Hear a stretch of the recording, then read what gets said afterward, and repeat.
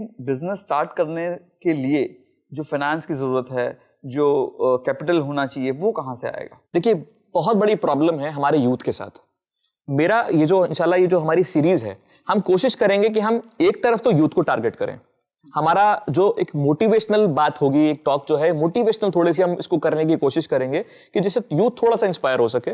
और ऐसे लोग जो रिमोट जगहों से आते हैं, जो ऐसी जगहों से आते हैं कि जिनका मेट्रोपॉलिटन सिटीज से छोटी सिटीज से आप अगर उसको समझें तो वहां से ताल्लुक रखते हैं, उनके लिए अपॉर्चुनिटीज, उनके लिए एक्सपोजर, उनको दुनिया देखना, जिसे कहते हैं ना कि भाई हम बड़े शहर में नहीं रहते, हम छोटे शहर में रहते हैं, तो लिहाजा हम बिजनेस कैसे कर सकें, ये भी इसी का एक पॉइंट है। इंशाल्लाह इसको कवर करने की कोशिश करेंगे पूरा। आपका सवाल जो है कि कैपिटल का रिक्वायरमेंट है, देखिए आज की डेट में अगर हम बिजनेस प्लान्स देखें, जो ऐसे स्टार्टअप्स हैं, ऐसे कारोबार हैं नए जो शुरू हुए हैं, अगर हम वहां पर देखें तो बहुत सीड लेवल से शुरू हुए, वो जहां पर इन्वेस्टमेंट ना के बराबर था। मैं ये नहीं बोलूंगा कि इन्वेस्टमेंट जीरो था, क्योंकि जाहिर है कि जो लोग कहते हैं कि जीरो इन्वेस्टमेंट से शुरू करना, यूट्यूब पे 10 वीडियो पड़े हैं कि जीरो इन्वेस्टमेंट से कारोबार शुरू करिए, वो बेवकूफ बनाने के तरीके हैं। ठीक है, जीरो इन्वेस्टमेंट कुछ नहीं होता, अपने व्यूज चाहते हैं, वो एक अपने व्यूज चाहते हैं, ठीक है ना। हाँ, ये जरूर है कि इन्वेस्टमेंट का जो टेंटेटिव अमाउंट है, जो उसका एक्सटेंट है, जो उसका एक पैसा है, रकम है, वो जाहिर है कि वो कम बढ़ती हो सकती है। देखिए, शायद एक बहुत बड़ा चैलेंज है जी उन लोग के लिए, उन एंटरप्रेन्योर्स के लिए जो बिजनेस शुरू करना चाहते हैं।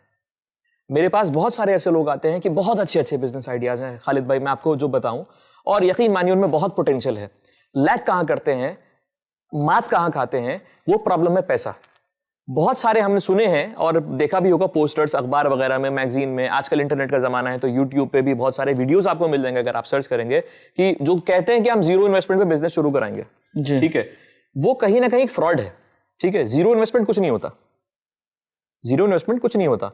हाँ, ये जरूर है कि कैपिटल का जो है आपका बिजनेस में लगाने का जो मामला है, जो इन्वेस्टमेंट का जो मामला है, वो कम बढ़ती हो सकता है। आप एक 100 करोड़ का यूनिट लगा सकते हैं और आप 1 लाख में भी शायद वो यूनिट लगा सकते हैं। अभी बड़ी हैरानी की बात है यार, 100 करोड़ और 1 लाख कोई कंपैरिजन ही नहीं है, कोई मुकाबला ही नहीं है। ठीक है ना, प्रॉब्लम क्या है? अच्छा, अब मैं एक छोटी सी बात यहां पर ऐड करना चाहूंगा कि हमारा जो यूथ है, खासतौर पे मैं यूथ की तरफ ज्यादा सेंट्रिक होना चाहूंगा, और लेकिन कोशिश हमारी इस प्रोग्राम में यही रहेगी कि यूथ को भी एक डायरेक्शन दिया जाए और ऐसे लोगों को भी एक डायरेक्शन दिया जाए, एक नैरेटिव उनके जहन में डाला जाए जो कि रिमोट एरिया से आते हैं, जो छोटी जगहों से आते हैं हिंदुस्तान के, या और भी जो जहां पर हमारे व्यूवर्स हैं माशाल्लाह पूरी दुनिया में, कि जिनकी रीच, जिनकी पहुंच बड़े शहरों तक नहीं है, बड़ी मार्केट्स तक नहीं है, ठीक है, बड़े कंज्यूमर्स तक नहीं है, बड़े बायर्स तक नहीं है, बड़े खरीदारों तक नहीं है। लेकिन फवाद साहब, इस इंटरनेट के दौर के अंदर मुझे नहीं लगता कि ऐसा कि अगर आपका प्लान सही हो तो आपकी पहुंच बड़े मार्केट तक नहीं हो सकती। खालिद भाई, मैं उस पॉइंट पे आऊंगा इंशाल्लाह, और ये शायद एक सोच बन चुकी है जो आप कह रहे हैं, लेकिन फेलियर के चांसेस बहुत ज्यादा हैं।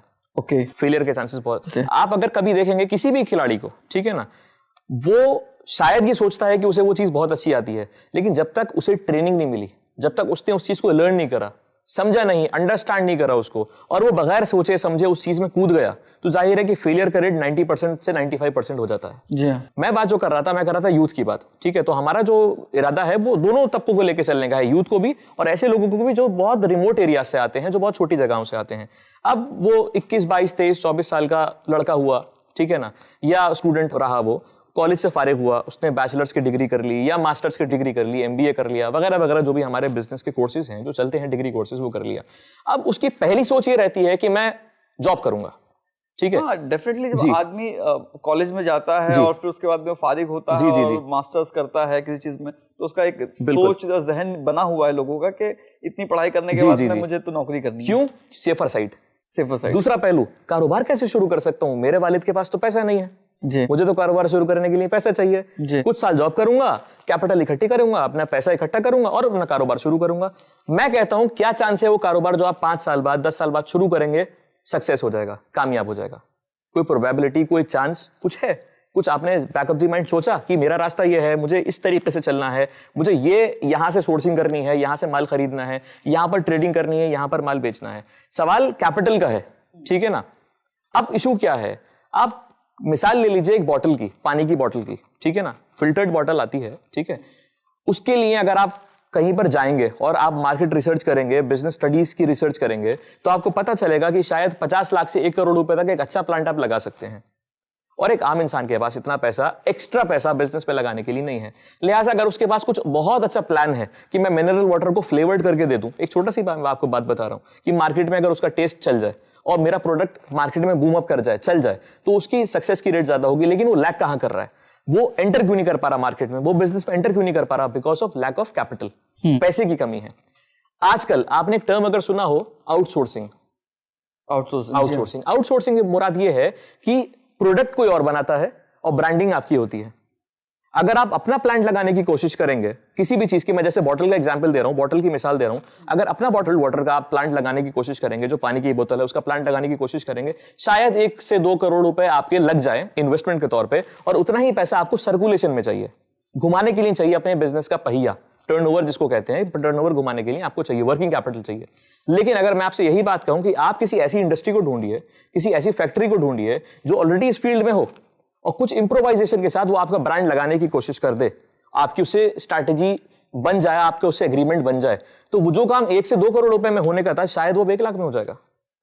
आपको छपाने की क्या कॉस्ट है? खाली स्टिकर छपाने की तो कॉस्ट है। बिल्कुल सही। उसके बाद आपको एडवर्टीजमेंट करना है, आपका पैसा डूबा भी तो कितना डूबेगा? 50,000, 60,000, इससे ज्यादा तो डूबेगा ना। तो हमें क्या चाहिए ना, हमें सोचना है कि हमको इसका एक ऑल्टरनेट वे क्या मिलेगा।